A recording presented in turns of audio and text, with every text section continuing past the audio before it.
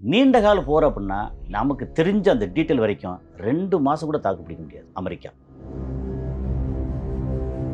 இதே ஈரான் வந்து இங்கேருந்து கிளம்பி அமெரிக்கா பக்கம் போய் அடிச்சாங்கன்னா, அவனால 1 வாரம் தாக்கு பிடிக்க முடியாது.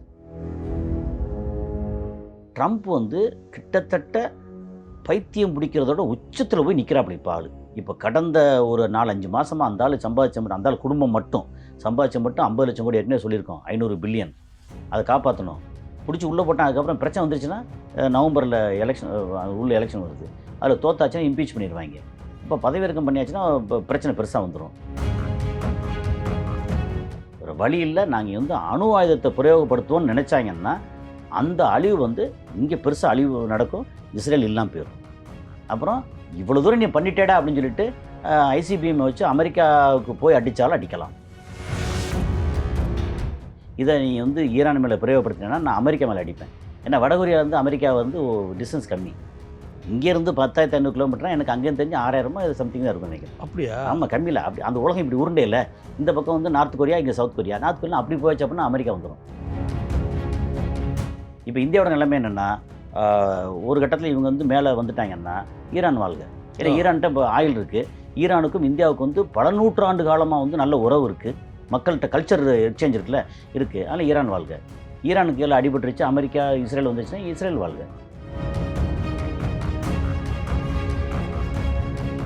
ஆச்சி மசாலா எந்த சமையலும் ருசி தேடும் ரகசியம் 20 ரூபாய்.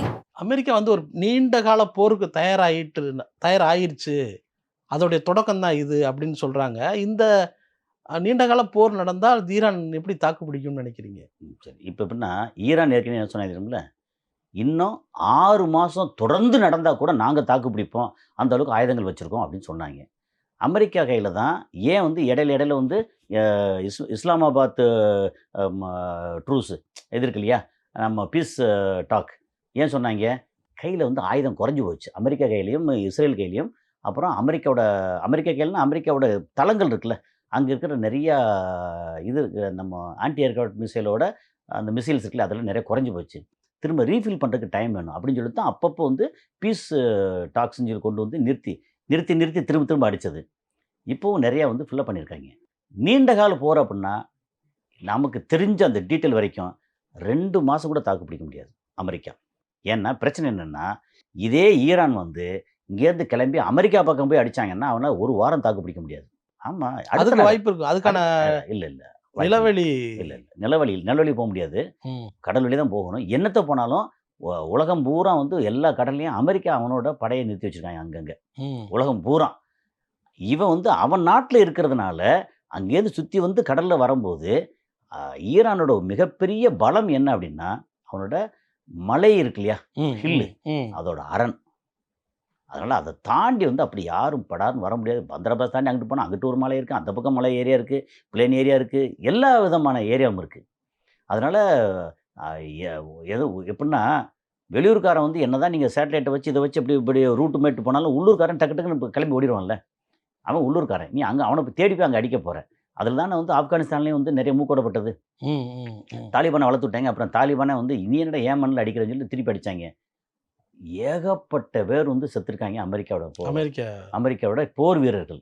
அமெரிக்க பொதுமக்கள் இல்லை, போர் வீரர்கள் அங்கே செத்துருக்காங்க. அப்போ ஒவ்வொருத்தரும் செத்து போய் அங்கே வரும்போது அங்கே கொந்தளிப்பாங்கல்ல, இது யாருக்காக நீ சண்டை போட்டுக்க அப்படின்னு சொல்லி. ஸோ அந்த மாதிரி ஒரு சிச்சுவேஷன் அது. நேற்று வந்து பாகிஸ்தான் படைகளும் வந்து ஈரானுக்கு எதிரான நிலையில் போய் நிற்க போகிறதாக ஒரு தகவல் வந்திருக்கு. ஆமாம், அது எப்படி போய் அவங்க வந்து தாக்குறதுக்கு எப்படி முழு மூச்சோடு எப்படி இயங்குவாங்க? இல்லை ஏன்னா சமாதான பேச்சுவார்த்தையும் அவங்க தான் முன்னிறுத்தி நடத்துனாங்க. யாருக்காக நடத்துனாங்க? அமெரிக்காவுக்கு நடத்துனாங்க, ஈரானுக்காக நடத்துனாங்க. சமாதான பேச்சுவார்த்தை அமெரிக்காவோட செல்ல பிள்ளை அவங்க. என்ன சொன்னாலும் ஓகே பாஸ் அப்படின்னு கேட்கக்கூடியவங்க. இப்போ அமெரிக்கா இப்போ என்னென்னா, கத்தார் எதிர்த்து பேசுகிறாங்க. சவுதி அரேபியா ஈரானுக்கு எதிராக வந்து ஸ்டேட்மெண்ட் கொடுக்குறாங்க. யுஏஇ பயங்கரமாக ஸ்டேட்மெண்ட் கொடுக்குறாங்க. எல்லா காரணம்னா இவன் வந்து அடிப்படையில் வந்து எப்பா நீ வந்து இது பேசு நீ பேசு அப்படின்னு. அப்புறம் வந்து பாகிஸ்தான் வந்து அமெரிக்காவோட செல்லப்பிள்ளை. ஆனால் இந்த பக்கம் அமெரிக்காட்டையும் காசு வாங்கிக்கிறாங்க, அப்புறம் சைனாட்டையும் வாங்கிக்கிறாங்க. ஸோ எதிர்த்து பேசணுன்னா பேச செய்வாங்க. அப்படி இவ்வளோ தூரம் பேசுகிறாங்கல்ல, அதாவது ஈரானுக்கு எதிராக பலூச்சிஸ்தானில் இதெல்லாம் பிரச்சனை இருக்குதுன்னு எல்லாம் பேசினதுக்கு அப்புறமும் ஈரானோட ஃபைட்டர் ஜெட் வந்து தெரியாமல் பாகிஸ்தான் இடத்துல வச்சுருந்தாங்க. பாகிஸ்தான் வச்சுக்கோ பரவாயில்ல அப்படின்னு அங்கே ஈரானோட ஃபைட்டர் ஜெட்டு பாகிஸ்தானில் இருக்கு ஆமாம் நான் அதை படித்தேன். வச்சுங்கள்ல. அப்போ எப்படி எப்படி இருக்கும்? நீ எனக்கு காசு கொடுக்குறியா, ஆயுதம் கொடுக்குறியா, நீ கொடு, நான் வாங்கிக்கிறேன், நீ சொன்ன அவனுங்க எதிர்த்து ஸ்டேட்மெண்ட் கொடுக்குறேன். அப்படி பார்த்தா உலகத்திலே தினந்தோறும் இஸ்ரேலுக்கு எதிராக பயங்கரமான ஸ்டேட்மெண்ட் கொடுத்த ஒரு ஆள் யார் தெரியுமில்ல? எர்டகன், துருக்கியோட அதிபர். துருக்கி அதிபர் காலையில் எந்திரிச்சு அப்படி பல்லு விளக்கும் போதே அப்படி நெதன்யாகு நீ பண்ணுறது சரியில்லை, நீ காசாவை அடிச்சுக்கிட்டு இருக்க, உன்னை தொலைச்சி போடுவேன் அப்படின்னு சொல்லிட்டு அதுக்கப்புறம் அவனுக்கு தேவையான ஆயுதங்கள் அவன் நாடு மூலமாக தான் வரும். அதுக்கப்புறம் அந்த குரூட் ஆயில் பெட்ரோல் இருக்குல்ல, அதெல்லாம் அவன் நாடு மூலமாக இங்கே இஸ்ரேலுக்கு வரும். எல்லாம் சப்ளை பண்ணுவாங்க. ஆனால் டெய்லி ஸ்டேட்மெண்ட் விடுவாங்க. இப்போ அந்த ஸ்டேட்மெண்ட்டுக்கும் இப்போ பாகிஸ்தான் கூட விட்டுருக்க ஸ்டேட்மெண்ட்டுக்கும் பெரிய வித்தியாசம்லாம் இல்லை. அவன் அமெரிக்கா சொல்கிறான், நான் ஸ்டேட்மெண்ட் விடுறேன். ஆனால் நான் இறங்கி அடிக்கலாம் முடியாது. என்னென்னா பாகிஸ்தான் அப்படி போர் வீரர்கள் போய் நிற்பாங்களா? அங்கே நிற்பாங்க. குவைத்லேயோ பஹ்ரைன்லேயோ நிற்பாங்க. அங்கே நிற்பாங்க. காசு கொடுப்பாங்கல்ல, அவங்க காசு கொடுத்து நிற்பாங்க. 8000 வீரர்கள் அங்கே போகிறதா ஒரு தகவல் இருக்கு. நிற்பாங்க. அதெல்லாம் அந்த அரேஞ்ச்மெண்ட்டில் எப்போவுமே உண்டுங்க. அது ஸ்ட்ராட்டஜிக் இதில் அவன் சொல்கிறான், நான் காசு கொடுக்குறேன், நான் ஆட்கள் நிறுத்துறேன், அவ்வளோதான் நிற்பாங்க. ஆனால் அங்கே இறங்கி போய் அடிக்க வரேன்னா அமெரிக்க ஆட்களே உள்ளே போக மாட்டாங்க. இவங்களோட பலம் இருக்கு இல்லையா, இவங்க ஆயுத பலம் ஒரு பக்கம், இராணுவ பலம் ரொம்ப ஸ்ட்ராங்கு. மெயின் இராணுவத்தில் 6 லட்சம் பேர், அப்புறம் ஐஆர்ஜிசியில் ஒரு 3-4 லட்சம் பேர். அது போக பொதுமக்கள்கிட்ட இது கொடுத்தாங்க கொஞ்சம் விண்ணப்பம், இப்போ நீங்கள்லாம் பேரை கொடுங்க, இராணுவத்தில் சேவைப்படும் போது நாங்கள் அழைச்சிக்கிறோம். எவ்வளோ கொடுத்தாங்க தெரியுமில்ல? 1 கோடி பேருக்கு கொடுத்தாங்க. அடையப்போ மொத்த மக்கள் தொகை 9 கோடி பேர். அதில் சின்ன பசங்க, வயசானவங்க அப்படின்னு நீங்கள் எடுத்துட்டிங்கன்னா அதில் ஒரு 2.5 கோடி பேர் போயிடுவாங்க. அப்போ 6.5 கோடி பேர். அதில் கிட்டத்தட்ட 3 கோடி பேருக்கு மேலே பெண்கள். ஓகே, அந்த பெண்களை நீக்கிருங்க. மிச்சம் இருக்கிறதே ஒரு 2.25 ஒரு 3 கோடி பேருக்கு உள்ள. அந்த 3 கோடி பேரில் எப்படி பார்த்தாலும் ஒரு 20 வயசுலேருந்து 40 வயசு 45 வயசுக்குள்ள இருப்பான்னு வச்சுக்கோங்களேன். அதில் நீங்கள் வலிமையாக இருக்கக்கூடிய ஆள்னு எடுத்திங்கன்னா அந்த 1 கோடி பேர்னா 1 கோடி பேர் நானும் வரேன் நின்னாங்கன்னு வச்சுக்கோங்களேன். அப்போ அந்த நாட்டு மேலே அவங்களுக்கு எவ்வளோ பக்தி இருக்கும்.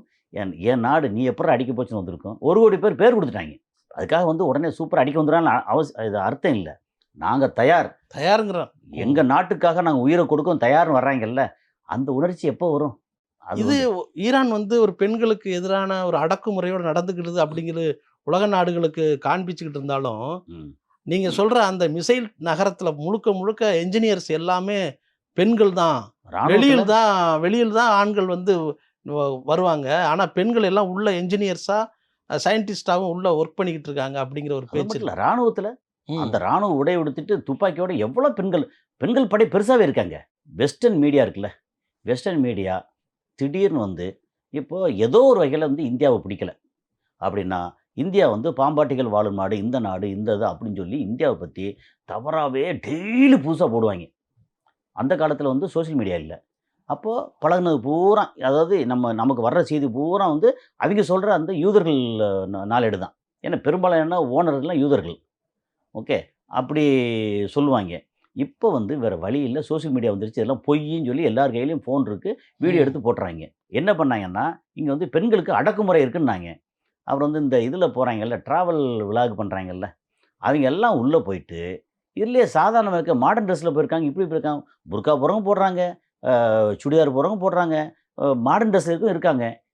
கண்டி 2 பீஸில் ஊருக்குள்ளே அலைய முடியாது, நம்ம ஊர்லேயே அலைய முடியாது, நீங்கள் அங்கே அலைய முடியாது. ஓகே, அது ரெஸ்ட்ரிக்டட். அது ஒரு சொசைட்டியாக ரெஸ்ட்ரிக்டட், அவ்வளோதான். அப்போது நீங்கள் புர்கா போட்டு தான் வெளியே போகணும், அப்படியே போகணும் அப்படின்னு அதெல்லாம் ஒன்றும் கிடையாது. அவங்க கட்டமைச்சது, அந்த கட்டமைச்சது பூரா அவங்களுக்கே பேக் ஃபயராக இருக்குது. அப்படிலாம் ஒன்றும் இல்லைடா அப்படின்னு ரொம்ப பேக் ஃபயராக இருக்குது. அதனால் வெஸ்டர்ன் மீடியா சொல்கிறதெல்லாம் உண்மை இல்லை அப்படின்ற அளவுக்கு வந்துருச்சு.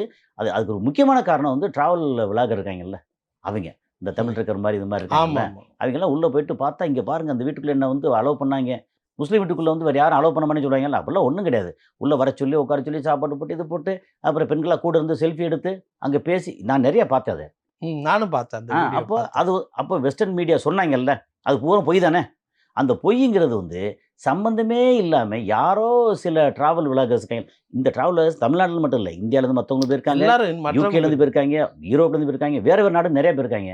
அங்கே போய் பார்த்தா இதெல்லாம் இப்படி பண்ணாங்க. அதுக்கப்புறம் இங்கே பாகிஸ்தானில் ஒரு டெஸ்ட் பண்ணாங்க. அந்த லேடி யாருன்னா யூகேன்னு நினைக்கிறேன், கரெக்டாக தெரில.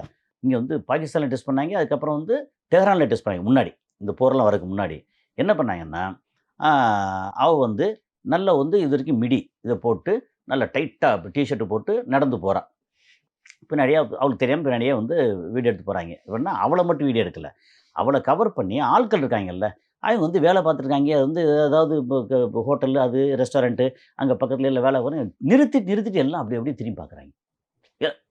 அஃப்கோர்ஸ் 90% ஆட்கள் அவளை வந்து யாரும் திரும்பி பார்த்தாங்க. ஓகே, அப்போ கவர்ச்சியாக இந்த மாதிரி போனால் நீ வந்து மக்களை வந்து மற்றவங்கள தடுமாற வைக்கிறங்கிறத அதெல்லாம் எடுத்துகிட்டு, அதே லேடி ஓகே புர்கா போட்டு போகிறாங்க. முகமெல்லாம் ஃபுல்லாக இருக்குது, ஓப்பனாக இருக்குது. ட்ரெஸ்ஸு கழுத்து கீழே ஃபுல்லாக வந்து புர்கா, அந்த மாதிரி ஒரு கவர்ச்சியாக இல்லாமல் போகிறாங்க. அவ பாட்டு போயிட்டுருக்காங்க, அவங்க பாட்டுக்கு எல்லாம் வேலையை பார்க்குறாங்க. இது வந்து ப்ரூவ் பண்ணாங்க. அப்போ இந்த மாதிரி எதுக்குப்போ அடுத்தவங்க கவனத்தை வந்து சிதற வைக்கிற? அப்போ ஒரு பெண்ணுன்றது இப்படித்தான். அதே மாதிரி ஆண்கள் இருக்காங்கல்ல, அவங்க வந்து பெருசாக இல்லை ஷார்ட்ஸ் போட்டு வெத்து உடம்போட அப்படி போக அலவுடு இல்லை. நீ வந்து பெண்களுக்கு மட்டும் இல்லை, ஆண்களுக்கும் அது உண்டு. ஓகே, அப்படிங்கும்போது சில இதை வந்து வெஸ்டர்ன் இப்போ வந்து ஈரான் படைகள்ல பெண்களுடைய பங்களிப்புங்கிறது வந்து பெருசாக இருக்குங்க, பெரியதா இருக்கு. பெருசாக இருக்குது. நீங்கள் பெண்கள் படை பார்த்தீங்கன்னா ஒரு சில வீடியோக்கள் இருக்குது, அதில் பார்த்தீங்கன்னா ஆயிரக்கணக்கான பெண்கள் வந்து அந்த AK-47 47-72 அதெல்லாம் வச்சுக்கிட்டு அவங்க நிற்கிற படை இருக்குல்ல, பெண்கள் படை நிறையா இருக்குது. அது மாதிரி இன்ஜினியர்ஸு அங்கே கல்வி வந்து பயங்கரமான கல்விங்க அங்கே.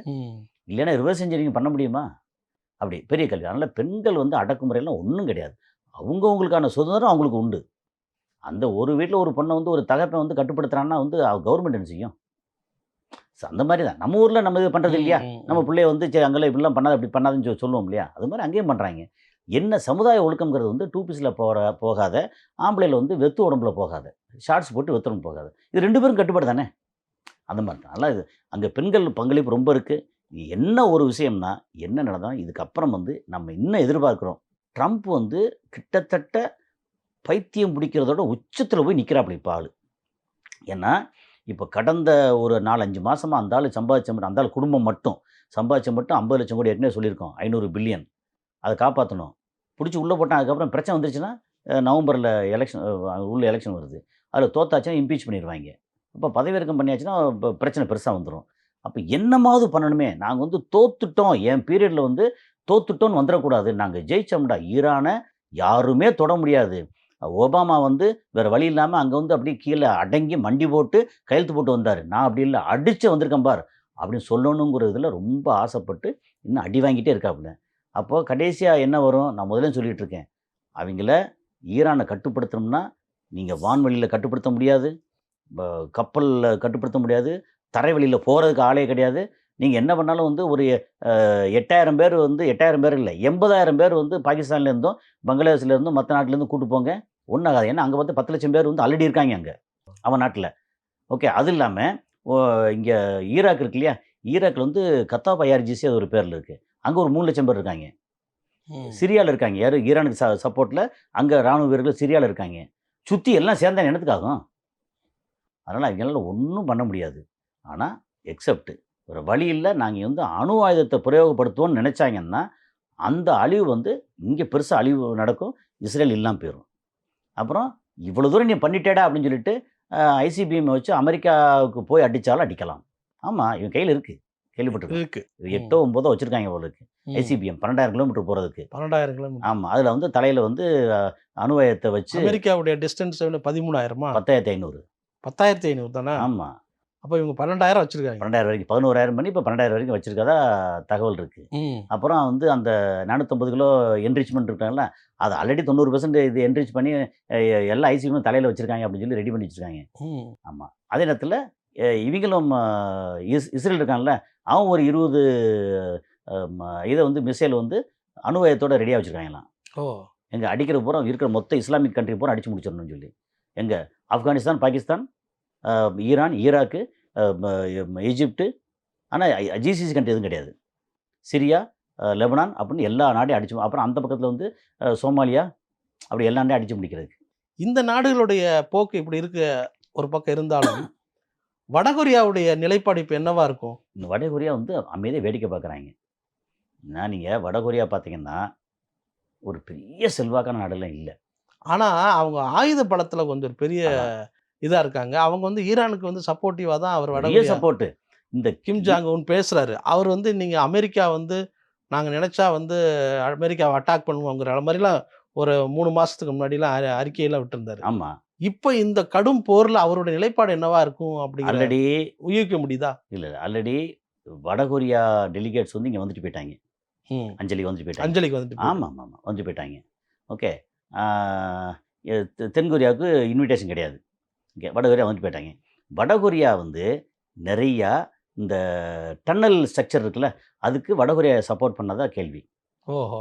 ஆமாம், அங்கே மட்டும் இல்லை, ஈரான் மட்டும் இல்லை, காசால ம். டன்னலுக்கெல்லாம் வடகொரியா சப்போர்ட் பண்ணதா கேள்வி. ம். ஓகே, அதெல்லாம் அங்கே பண்ணியிருக்காங்க. என்ன சொன்னாங்கன்னா, நீ இது மேலே வந்து அணு ஆயுதமோ வேறு ஏதாவது ஹெவி இதை நீ வந்து ஈரான் மேலே பிரயோகப்படுத்தினா நான் அமெரிக்கா மேலே அடிப்பேன். ஏன்னா வடகொரியா வந்து அமெரிக்கா வந்து டிஸ்டன்ஸ் கம்மி. இங்கேருந்து 10,500 கிலோமீட்டர்னா எனக்கு அங்கேருந்து தெரிஞ்சு 6,000 இது சம்திங் தான் இருக்கும்னு நினைக்கிறேன். அப்படியா? ஆமாம், கம்மி இல்லை. அப்படி அந்த உலகம் இப்படி உருண்டே இல்லை. இந்த பக்கம் வந்து நார்த் கொரியா, இங்கே சவுத் கொரியா. நார்த் கொரியா அப்படி போச்சு அப்படின்னா அமெரிக்கா வந்துடும். ஓ. அலாஸ்கா அப்படின்னு சொல்லிட்டு அங்கிட்டு வந்துடும், அமெரிக்கா வந்துடும். அந்த பக்கம் வாஷிங்டன் டிசி அந்த சைடில் வந்துடும். நல்லா வடகொரியா வந்து இப்போதைக்கு வேடிக்கை தான் பார்க்குறாங்க. ம். எந்த நாடும் எடுத்தோன்னா படாரம் அடிக்கலாம் முடியாது. இது வரைக்கும் அடித்து எல்லா இடத்துலையும் வந்து புண்பட்டது தான் அமெரிக்காவோட மிச்சம். இப்போ என்ன பண்ணாலும் ஓரளவுக்கு மேலே எல்லாரும் ஒன்று சேர ஆரம்பிச்சிட்டாங்க. இப்போ இந்தியாவோட நிலைமை என்னென்னா, ஒரு கட்டத்தில் இவங்க வந்து மேலே வந்துட்டாங்கன்னா ஈரான் வாழ்க. ஏன்னா ஈரான்கிட்ட இப்போ ஆயில் இருக்குது. ஈரானுக்கும் இந்தியாவுக்கும் வந்து பல நூற்றாண்டு காலமாக வந்து நல்ல உறவு இருக்குது. மக்கள்கிட்ட கல்ச்சர் எக்ஸ்சேஞ்ச் இருக்குல்ல, இருக்குது. அதனால் ஈரான் வாழ்க. ஈரானுக்கு எல்லாம் அடிபட்டுருச்சு, அமெரிக்கா இஸ்ரேல் வந்துச்சுன்னா இஸ்ரேல் வாழ்க. நமக்கு இதுதான் பொசிஷன். இது தவறா ரைட்டா அப்படின்னா நான் அரசியல் அதெல்லாம் சொல்லவே முடியாது. இது வாழ்க. ஆனால் என்ன, அவசரப்பட்டு வந்து நம்ம ஒரு பக்கம் சார்பு எடுக்கிறோம் இல்லையா, அதுதான் பிரச்சனையாக இருக்குது நம்ம இந்தியாவுக்கு. மற்றபடி அங்கெல்லாம் ஜிசிசி நான் ஏற்கனவே அமெரிக்காவோட அடிமைகள், நாங்கள் இப்படி தான் இருப்போம் அப்படின்னு இருக்காங்க. அது தெரிஞ்சதான். அப்படி இடம் கொடுத்துருக்க, அந்த இடத்த பூரா அடிக்கிறோம் அப்படின்னு சொல்லி அவங்க தளத்தெல்லாம் அடித்தாங்க. இப்போ இந்த போர் சூழலில் வந்து பேரல்களோட விலை வந்து 5% வந்து அதிகமாகிருச்சு ஆயிடுச்சு. அப்படி ஆகிருச்சுன்னு சொல்கிறாங்க. இப்போ இதோடைய அடுத்தடுத்த கட்ட நாட்களில் வந்து எண்ணெய் பாதிப்பு எப்படி நமக்கெல்லாம் எப்படி வரும்? பயங்கர பாதிப்பு வருங்க. நமக்கு வந்து ஏற்கனவே சொன்னது தான். இந்தியாவுக்கு வந்து எண்ணெய் வந்து எங்கெங்கேருந்து வந்துச்சு? ஒன்று சவுதி அரேபியா, இன்னொன்று மறைமுகமாக ஈரான் கொஞ்சம், அப்புறம் ரஷ்யா, அப்புறம் கொஞ்சம் வெனிசுலாவில் முன்னாடி கொஞ்சம் வந்துச்சு. இப்போ வெனிசுலா வந்து வாங்க சொல்கிறாங்க, வருதுன்னு வச்சுக்கோங்க.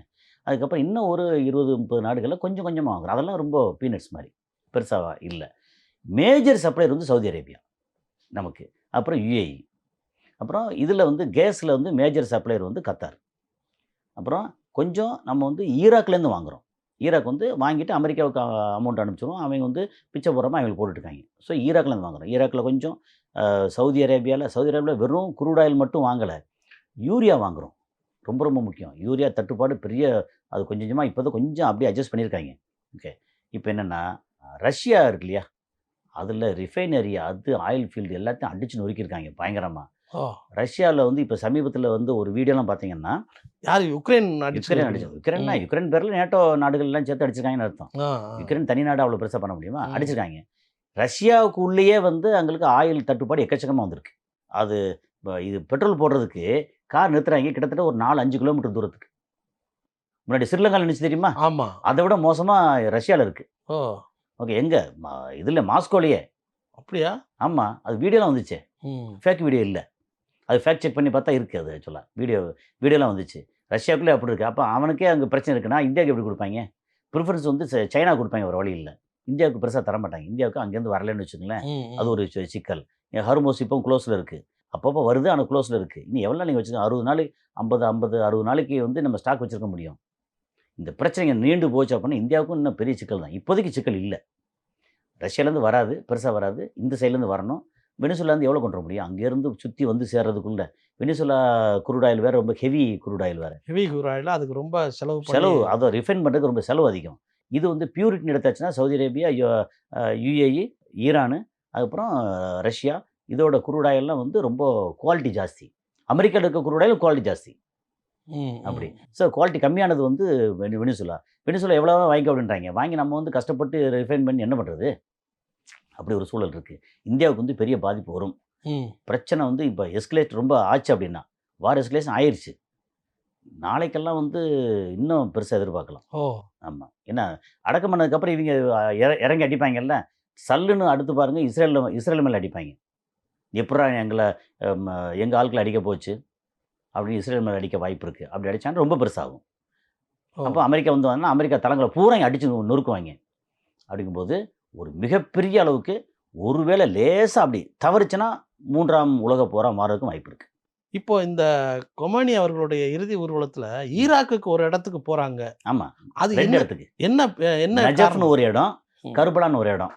அது என்னன்னா, அங்க முகமது நபி காலத்திலிருந்து அங்கேருந்து போன முகமது நபி மருமகன் அங்க போனது. ஓகே. அது ஒரு புனிதமான இடங்கள். ஓ. அப்புறம் கர்பலான்னு ஒரு இடம் வந்து முகமது நபியோட பேரன் ம். ஹுசைன் சொல்லி அவர் வந்து ஒரு போர்ல சூழ்ச்சி பண்ணி அங்க வந்து கொன்னது. ஓகே. அந்த இடம் வந்து கர்பலா. ஓகே. அந்த கர்பலா அந்த அந்த டைம் எதுன்னா முஹர்ரம். ம். ம். இப்ப நமக்கு வந்து இங்கே இருக்கக்கூடிய ஷியா முஸ்லிம்ஸ் கொஞ்சம் இருப்பாங்க இல்லையா?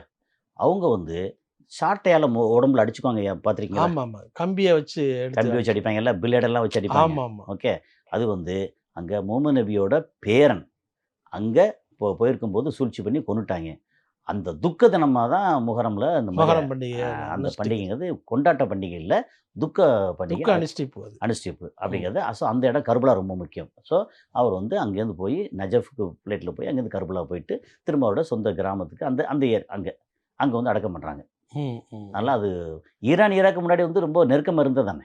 ம். அதனால அந்த இடத்துல வந்து இப்ப ஷியா இருக்காங்க. அங்க அங்க ஷியா, குர்து அண்ட் சன்னி 3ம் இருக்காங்க. இங்க ஷியா மெஜாரிட்டியா இருக்காங்க. அப்புறம் குர்து கொஞ்சம் இருக்காங்க, சன்னி இருக்காங்க. எல்லாமே இருக்காங்க இங்க. ம். அதனால அங்க போயிட்டு வர்றது வந்து எல்லா ஷியா மக்களுக்கும் அங்க புனிதமான இடம் மாரி அங்க. ம். Karbala, Najaf. ரொம்ப நன்றி சார். போர் சூழல் பற்றி நிறைய என்ன நடக்கும்னு சொல்லி நிறைய பகிர்ந்துக்கிட்டீங்க. பயமா இருக்குங்க. அதான் நம்ம 3ஆம் பேச உலகப் பேச போர் 3ஆம் உலகப் போர் வந்துரும் அப்படிங்கிற மாரி சொல்லியிருக்கீங்க. நமக்கு இல்ல படிக்கிறோம். நமக்கு என்ன சொல்றேன்னா, எதுவும் வந்துறக்கூடாது. எல்லாம் நல்லா இருக்கும்னு நெனைக்கிறோம். ஆனா படிக்க படிக்க நமக்கே உள்ளுக்குள்ள வந்து மனசளவுல வந்து ஐய்யய்யோ! இப்படி பண்றாங்களே வந்துருமோ! அப்படின்னு உண்மையிலே பயமா தான் இருக்கு. பார்ப்போம் சார் என்ன என்ன நடக்குதுன்னு. இருக்கு? நன்றி. ரொம்ப நன்றி. நன்றி.